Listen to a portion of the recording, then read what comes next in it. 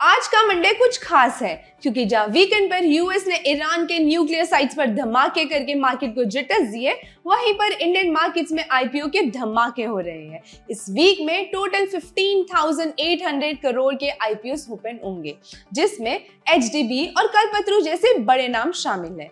इसी के साथ देखेंगे कैसे ईरान के स्ट्रेट ऑफ होर्मुज के बंद करने की वजह से 25% ऑयल ट्रेड डिस्टर्ब हो सकता है और इंडिया पर इसका क्या असर होगा।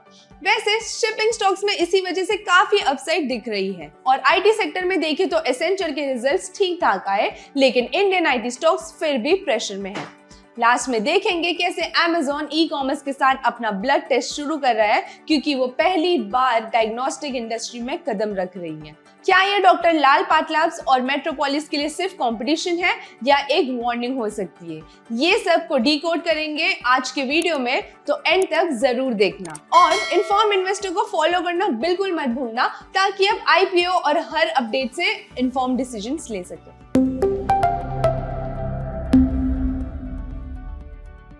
इजराइल ईरान के बीच बढ़ते टेंशंस के बावजूद इंडियन शेयर मार्केट्स में काफी अच्छा होल्ड किया है और पॉजिटिव एक्टिविटी देखने को मिली। इस वॉलेटाइल एनवायरनमेंट में इंडियन प्राइमरी मार्केट्स काफी स्ट्रॉन्ग लग रहा है। इस वीक आईपीओस की बारिश होने वाली है। Retail investors 6 main board IPOs पे नजर बनाए हुए हैं। इन सभी आईपीओ से रुपीस 15,000 करोड़ से ज्यादा की फंड रेजिंग एक्सपेक्ट की जा रही है, जिसमें एचडीबी फाइनेंशियल सर्विस और कल्पतरू जैसे बड़े नाम लीड कर रहे हैं। ये सर्च स्ट्रॉन्ग मार्केट सेंटिमेंट की वजह से है, क्योंकि रिटेल और इंस्टीट्यूशनल कैपिटल का फ्लो इक्विटीज में लगातार बना हुआ है। पूरे साल की बात करें तो आईपीओ की पाइपलाइन काफी स्ट्रॉन्ग है और OYO, boat, hero Fincorp, JSW, cement जैसे बड़े नाम भी आईपीओ की तैयारी में हैं। साथ ही एनएसई और टाटा कैपिटल के बड़े आईपीओस की अपडेट्स भी मार्केट में गर्म है।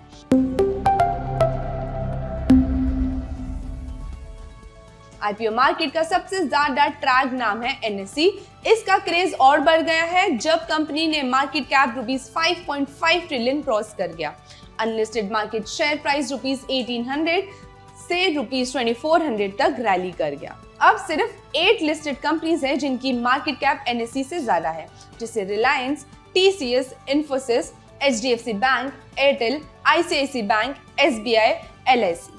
ये आईपीओ 10 साल से डिले हो रहा है क्योंकि 2016 से अप्रूवल्स की प्रोसेस चल रही है। Corporate governance issue, colocation controversy और सेबी के साथ लीगल सेटलमेंट्स की वजह से डिले हो रहा है। अब सेबी चेयरमैन ने ग्रीन सिग्नल दे दिया है, अब कोई ऑब्स्टैकल नहीं बचा। मार्केट को लगता है कि एनएसई का डेब्यू दिसंबर 2025 तक हो सकता है। एनएसई एक लीडिंग स्टॉक एक्सचेंज है जो डेरिवेटिव्स कॉन्ट्रैक्ट्स ट्रेड में दुनिया का नंबर 1 एक्सचेंज है। हर सेगमेंट में लगभग 90% या उससे ज्यादा का मार्केट शेयर होल्ड करता है। This market leadership role is reflected in NSE robust financial. हालांकि सेबी अप्रूवल के बाद भी आईपीओ को मार्केट तक आने में 6 महीने लग सकते हैं, लेकिन मार्केट इसलिए काफी एक्साइटेड है।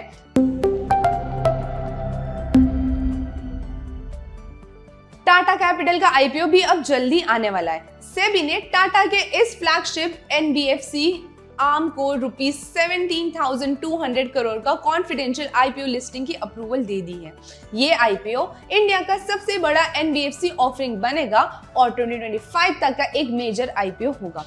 अनलिस्टेड मार्केट में टाटा कैपिटल के शेयर्स पहली बार बस क्रिएट कर रहे हैं। ये आईपीओ भी काफी क्लोजली ट्रैक किया जा रहा है because of its strong parentage Tata brand and due to its established market presence, जिसका बिजनेस ऑपरेशंस में काफी डाइवर्सिफाइड है। इसके अलावा ये एक वेल मैनेज्ड एनबीएफसी है, जिसका प्रूफ है इसका स्ट्रॉन्ग ग्रोथ, स्टेबल मार्जिन्स और अच्छी एसेट क्वालिटी।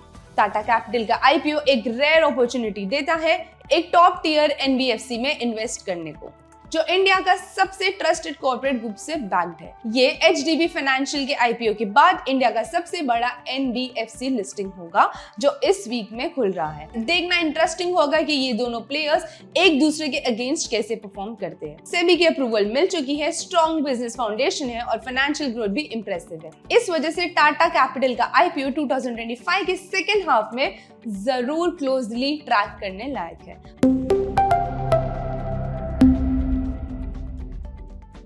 जियोपॉलिटिकल टेंशन्स बढ़ने के बीच क्रूड ऑयल प्राइसेस फिर से तेज हो गए। आज अर्ली ट्रेड में ऑयल की कीमत 5% तक ऊपर चली गई। ये स्पाइक यूएस के ईरान के न्यूक्लियर फैसिलिटीज के वीकेंड के अटैक के बाद देखने को मिला। ईरान ओपेक प्लस का एक इंपॉर्टेंट मेंबर है। टोटल ओपेक प्लस आउटपुट का लगभग 1/3 ईरान से आता है। वो ग्रुप का 3rd लार्जेस्ट प्रोड्यूसर है।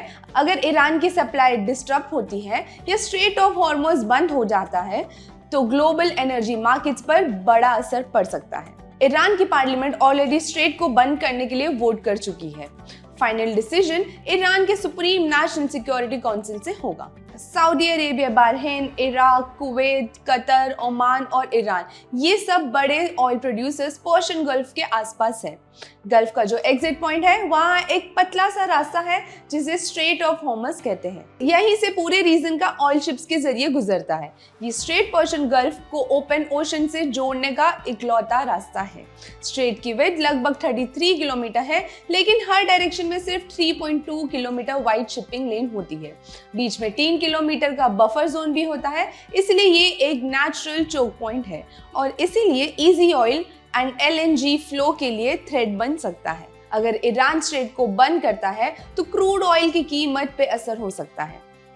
रिपोर्ट्स के हिसाब से दुनिया का 20% LPG और 27% ऑयल ट्रेड इस स्ट्रेट से गुजरता है। एक्सपर्ट्स मानते हैं कि ईरान स्ट्रेट बंद नहीं करेगा क्योंकि ये उसके लिए खुद ही इकोनॉमी का नुकसान पहुंचने जैसा होगा।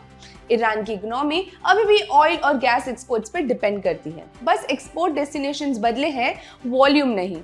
बट जैसे जैसे टेंशन्स बढ़ रहे हैं और सिचुएशन ज्यादा वॉलेटाइल हो रही है, क्रूड ऑयल के प्राइस पे असर पड़ रहा है। बट एक्सपर्ट्स का मानना ये है कि ऑयल सप्लाई की तरफ से ज्यादा टेंशन की बात नहीं है, क्योंकि ओपेक प्लस के पास काफी सरप्लस ऑयल प्रोडक्शन कैपेसिटी है जो इस साल तक सप्लाई करने को मेंटेन कर सकता है। डिमांड भी लगभग पिछले साल के लेवल पर ही है।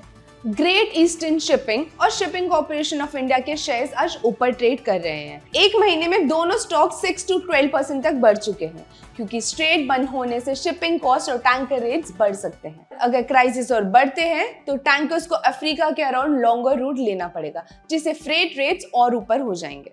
शिपिंग कंपनीज के लिए ये पॉजिटिव है, लेकिन इंडियन इकोनॉमी के लिए हायर क्रूड प्राइसेस टेंशन की बात है। स्ट्रेट से लगभग 2 मिलियन बैरल्स पर डे का क्रूड इंडिया के टोटल 5.5 मिलियन बैरल इंपोर्ट का हिस्सा है। लेकिन एक्सपोर्ट्स का कहना है कि इंडिया पे इमीडिएट इम्पैक्ट नहीं होगा, क्योंकि इंडिया ने अपनी एक्सपोर्ट्स को डाइवर्सिफाई करा है यूएस, ब्राजील जैसे देशों में। ये पूरा डिस्ट्रप्शन ऑयल की सप्लाई डिमांड को डिस्टर्ब नहीं करेगा, क्योंकि ओपेक प्लस और यूएस स्टेप इन करेंगे। हाँ, ऑयल प्राइसेस शॉर्ट टर्म में बढ़ सकते हैं, लेकिन एक्चुअल सप्लाई शॉर्टेज की उम्मीद नहीं है। लेकिन इंडिया जैसे बड़े ऑयल बायर के लिए हाई क्रूड प्राइस एक चैलेंज हो सकता है, जिससे कॉस्ट बढ़ेगी और इकोनॉमी पे प्रेशर पड़ेगा। Amazon ने इंडिया में ऑफिशियली लॉन्च किया है Amazon डायग्नोस्टिक, जो कि उसका at home lab testing service है।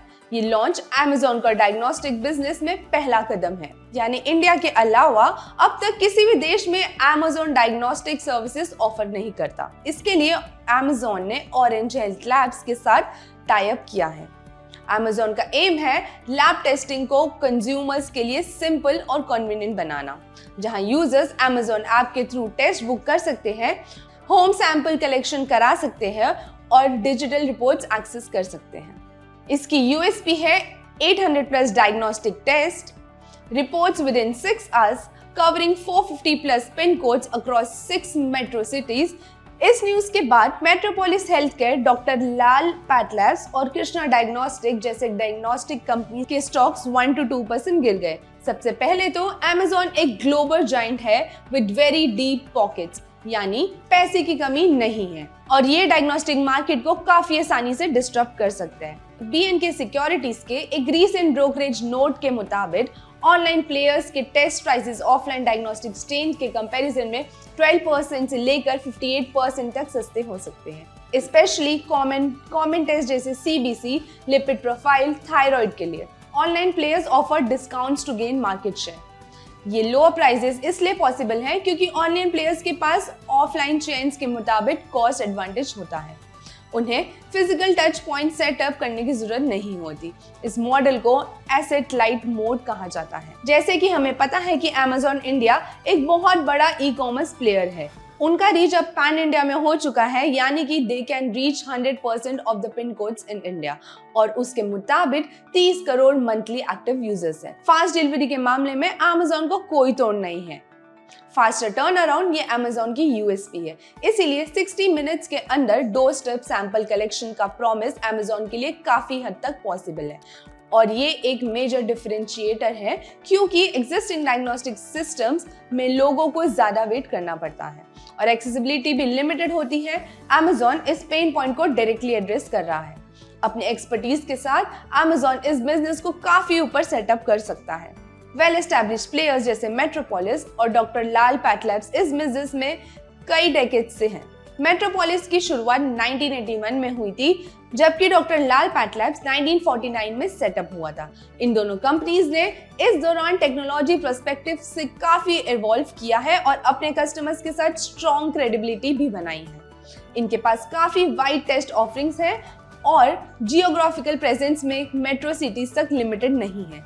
ये कंपनीज ऑल ओवर इंडिया में अपनी सर्विस देती है। एक डायग्नोस्टिक चेन चलाने के लिए 3 इंपॉर्टेंट फैक्टर्स जरूरी है: specialisation in offering multiple test, wide network of train technicians and lab assistants and a wide network of collection centres. Established diagnostic chain के पास इन तीनों फैक्टर्स में एक्सपर्टीज है। Amazon के पास लास्ट माइल कस्टमर कनेक्टिविटी तो है, बट उनके upstream tie up plans क्या है इस पे अभी तक कोई क्लैरिटी नहीं है, इसलिए we will have to wait and watch closely Amazon strategy. जून 23 को इन्फोसिस, TCS और विप्रो के शेयर्स 2 to 3% तक गिर गए। एसेंचर के Q3 FY25 रिजल्ट्स का रिएक्शन में इन्फोसिस ने लगभग 2% की गिरावट दिखी, जबकि HCL टेक, ओरेकल फाइनेंशियल और TCS भी नीचे ट्रेड कर रहे हैं। एसेंचर ने 7% का YOY रेवेन्यू ग्रोथ रिपोर्ट किया और अपने full year revenue growth guidance को 5 to 7% से नैरो करके 6 to 7% कर दिया। EBITDA मार्जिन 16.4% रहा और FY25 के लिए EBITDA मार्जिन गाइडेंस 15.6% गिर गई है। एसेंचर की गाइडेंस से ये सिग्नल मिलता है कि इंडियन IT कंपनीज के लिए अपसाइड लिमिटेड हो सकता है। आउटसोर्सिंग डील स्लो है, हायरिंग भी कम हो रही है और ओवरऑल रिकवरी ग्रेजुअल हो रही है। जेन AI पर कंपनीज का फोकस जरूरी है, लेकिन ये सब कुछ एग्जिस्टिंग बजट्स के अंदर ही हो रहा है। इंडियन IT फर्म्स भी एसेंचर की तरह हायरिंग स्लो रखने की उम्मीद कर रही है। क्लाइंट साइड से डिसीजन मेकिंग डिलेज और डिस्क्रिशनरी स्पेंडिंग में कमजोरी ग्रोथ को इम्पैक्ट कर रही है, लेकिन BFSI सेगमेंट अभी भी स्ट्रॉन्ग बना हुआ है। ब्रोकरेज हाउसेस का मिक्स्ड व्यू है। HSBC को लगता है कि विंस वीक रहेंगे, जबकि CLSA काफी पॉजिटिव है क्योंकि उनके हिसाब से BFSI सेगमेंट में स्ट्रॉन्ग ट्रैक्शन और सॉलिड डील पाइपलाइंस दिख रही है।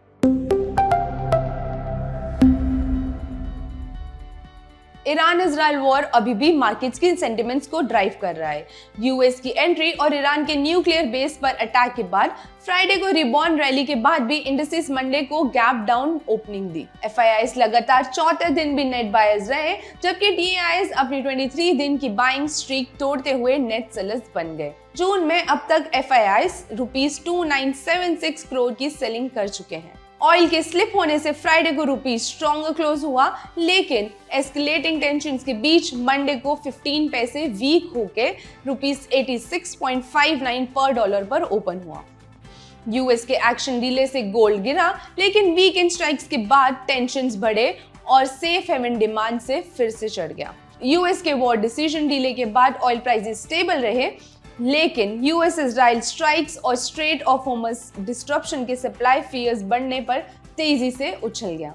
अनदर इंपॉर्टेंट अपडेट, मंडे से सेंसेक्स में सेमी एनुअल रिबैलेंसिंग के चलते नेस्ले इंडिया और इंडसइंड बैंक की जगह भारत इलेक्ट्रॉनिक्स LTD और टाटा ग्रुप की रिटेल ARM ट्रेंड को इंक्लूड किया जाएगा। नुवामा के हिसाब से चेन से लगभग $708 मिलियन के इनफ्लोस होंगे। ट्रेंड के लिए करीब $330 मिलियन और BEL के लिए $378 मिलियन और आउटफ्लोज लगभग $375 मिलियन के होंगे। जिसमें नेस्ले इंडिया और इंडसइंड बैंक के $230 मिलियन और $145 मिलियन के विड्रॉवल्स शामिल हैं। With that, this is Siddhi Thapa signing off. Investments in securities market are subject to market risks. Read all the related documents carefully before investing.